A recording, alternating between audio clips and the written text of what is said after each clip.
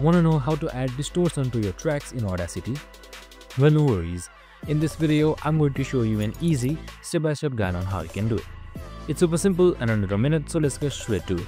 Now, first things first, simply open up your Audacity application. So we have also created a video on how to download Audacity, so make sure to watch it. And now once I've done that, here you should be seeing your audio. So if you haven't, make sure you import your audio. Just simply to a file and import it. And now double click to select the entire track or drag and select a specific part of it. Now to distort, here you can see effect on top. Just simply select it and select distortion and modulation right here. Then under distortion and modulation, select distortion.